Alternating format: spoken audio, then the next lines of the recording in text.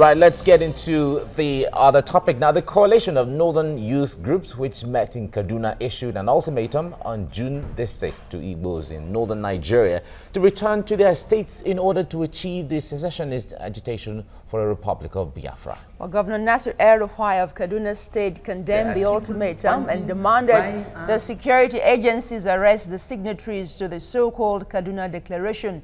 The coalition, made up of Arewa Citizens Action for Change, Arewa Youth Consultative Forum, Arewa Youth Development Foundation, Arewa Students Forum, and Northern Emancipation Network, has now reacted to the widespread condemnation and asked that the Igbos leave all parts of the North or on before October the 1st, 2017. Meanwhile, Ohaneze Ndigbo, the apex socio-political organ of the Igbo, say the declaration is treasonable, unconstitutional, and a grave threat to law and order in the country. In reply, the group claims they will never use violence as a means of pursuing their interests. The coalition has now pushed back on their critics, including chairman of the Northern State Governors Forum and governor of Borno State, Kashim Shettima, who had described the group as faceless. They are accusing governors Arewa and Shettima of attacking their position on account of the two governors' political ambitions. All right, that's a background to the story. All Nigerians have been very interested in what is going on, and there has been lots and lots of criticism and condemnation of the declaration. Joining us from Port Harcourt studio is a public affairs analyst, Lord Asha Frank. Lord, it's good to have you join us this morning. It's my delight. Thank you very much. Okay, let's get into this prop. I know you have been following this development from the days from June 6th, the declaration day in Kaduna, and the reactions thereof. Tell us what you thought first. When you heard that declaration, the video went viral. What was your first thought? How did you react to it? My reaction was very simple. I expected a reaction. I know that with what was going on in the southeast, there must be some kind of reaction from somewhere, especially with the kind of rhetorics that were coming from the southeast. It was very provocative. It was very annoying. The words that were coming there. Certainly somebody must be able to say something. We here in the Niger Delta, we have had cause to react to most of the things that were being said. In my capacity as the group president of Movement for the Advancement of Oda People, a movement for the emancipation of Ekpere people, I have reacted severally on behalf of the ethnic groups that constitute my area, which is the largest oil and gas producing zone in Nigeria. And our position has been very straightforward. We have never liked the kind of thing that was coming from the southeast. We have never liked the idea that maps were being drawn and circulated with our people involved without any consultation, without any agreement. So as far as we are concerned, the actions were irresponsible. As much as we know, we did not agree with it in any way. We are not part of it in any way. And of course, if nobody expected that the people they were pointing fingers every day will say nothing, then it will be very naive.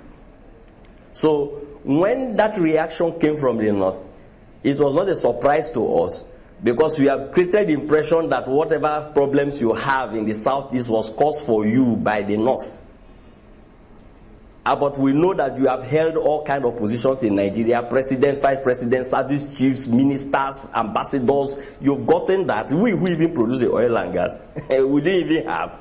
When eventually something came here, I went to Ijo, not we who produce the most of the hydrocarbons. All right, so Lord, we are not even taking any person to war. Yes. Okay, let's look at the declaration itself on its own merit, what was said, and just oppose that with what happened in 2005 when Asari Dokubo made a declaration and he had to go to prison for that. What's your take? Very simple. What happened here in the Niger Delta within the period you mentioned had nothing to do with any agitation in the Niger Delta. No. It was a purely political arrangement, and we know the groups that were concerned. It was only when people were arrested for acts of criminality, they tried to make the whole thing look as if it was a Niger Delta arrangement. It was not.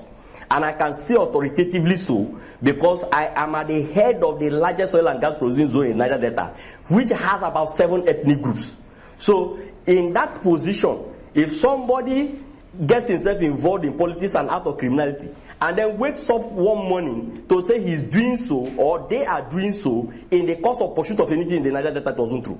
If it was true, then the militancy that eventually emerged from that process in Niger Delta would have been only mostly in the jaw areas. It would have been the entire Niger Delta. I would have been involved, others would have been involved, so it was not. So because that operation in the Niger Delta was misinforming the people, the propaganda behind it was very wrong.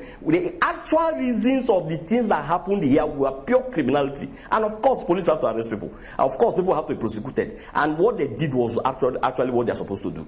So it is completely different from this kind of arrangement where we have a secessionist arrangement here. And the secessionist arrangement is based on a hate campaign. You are not convincing Nigerians with facts and figures on why you want to go. What we have here is a hate campaign. This person did you this person did you that. And the people here also have reasons to say what you also as an ethnic group did to them. So it is not a process of nation building at all. That secessionist arrangement is ill-informed in all its forms and ramifications. Okay, Lord, let me put you on hold. This kind of an arrangement, Lord, let me put you on hold. We will certainly come back to this, but let's play this report. Now, there has been a widespread condemnation from stakeholders and opinion leaders over the ultimatum given by the Arewa Youth Consultative Forum for Igbos to leave the North. Our political correspondent Ayodele Zubaku got reactions and tells us more on that.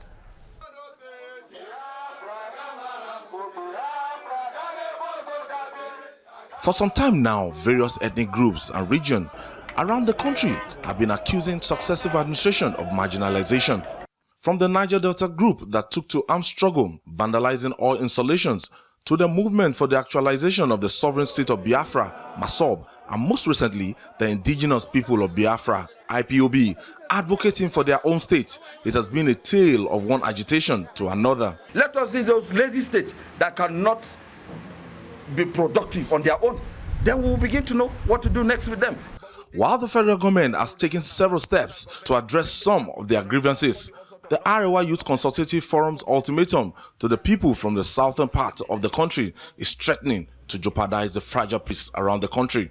From today, June 2017, when this proclamation is signed, the North, a critical player in the Nigerian project, hereby declares that it will no longer be disposed to coexisting with the Igbos and shall take definite steps to end the partnership by pulling out of the current federal arrangement. A typical Igbo man or woman cannot be intimidated.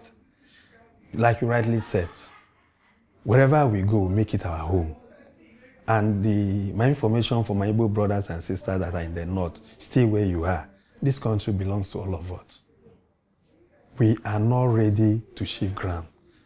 Neither are we talking about leave Biafra issue for now, but we are saying Nigeria, we cannot, because we are part and parcel of this country. The action has generated widespread condemnation from the governor of Kaduna State, Nasir El-Rufai, and the Northern Governors Forum and other Nigerians. They are asking the Igbos to leave. Reminds us of 1966 May. This is how it all started. When the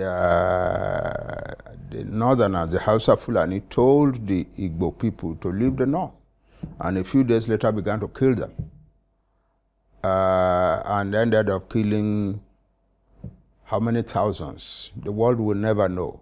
Yoruba people say that when you see a butterfly dancing on the surface of the water, the drummer is beneath the waters. Therefore, we want to say and warn that we have gone this route before. And for the people who have been thinking that, oh, we once fought to keep Nigeria together, we once defeated the Igbos, let them know that the coalition that fought in 1997 is no longer there. It has collapsed. You have people like General Kennedy saying openly that I regret fighting the Civil War. One thing that keeps coming up in all the arguments of the stakeholders is the immediate and urgent need to restructure the country. Well, it is not working. That is why we have conferences upon conferences, right from pre-independence days to now. And the last conference that was held, organized by former President Goodluck Jonathan, we talk about restructuring. Even said, all right. Reactions upon reactions.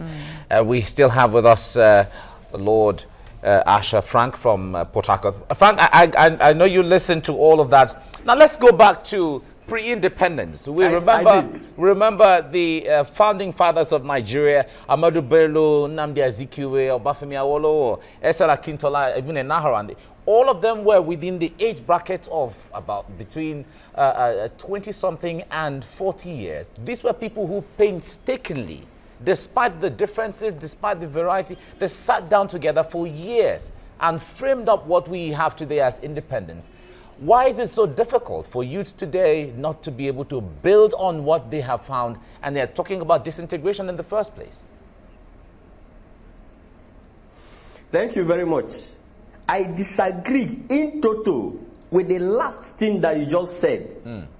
I don't agree that the people that you have mentioned, their names are the founding fathers of Nigeria. No, I don't agree. Nigeria existed before those people. They inherited an existing country. They inherited existing regions. They inherited existing paraphernalia of office. When they were not allowed to manage what they said they are the founding fathers of, this is what you have. What you have today is a product of the lies told Nigerians by the nationalists. Nigeria was found between 1890 and 1914, and it progressed. Conferences have been held in Nigeria before 1926. Nigeria was not founded in 1960, and that is the problem.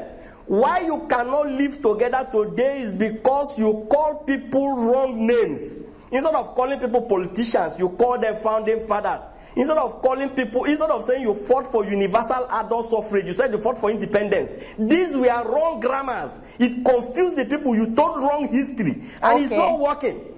And the same way, what you call restructuring will not work, because what you call restructuring, what you have today, is a product of restructuring itself. So there's no way you can manage what cannot work. The only thing you can do, the only way you can move Nigeria forward, is to tell Nigerian story as it is, the story of the making of a nation.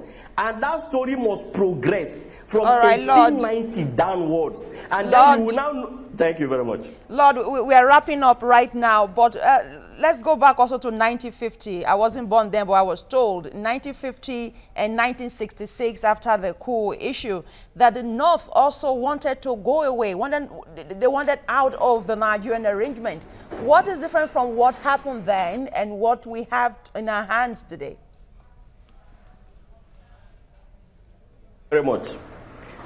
First, let me say that the history of the making of Nigeria is a partnership between Nigerians of British descent and Nigerians of Middle Eastern descent. When the people in the South decided to do away quickly with the major partner in that arrangement, the junior partner in that arrangement had no option but to refuse. You must get that point very clear. They had no option but to refuse. But when you insisted, they allowed it. Did it work? Because what now came out was a scenario where the South now had no leadership, but the North has. And that's where the envy comes from. That's where the jealousy comes from. But you are the one in the South that is the conclusion. Okay, we have... I think we just lost the audio there from the signal from Port Harcourt.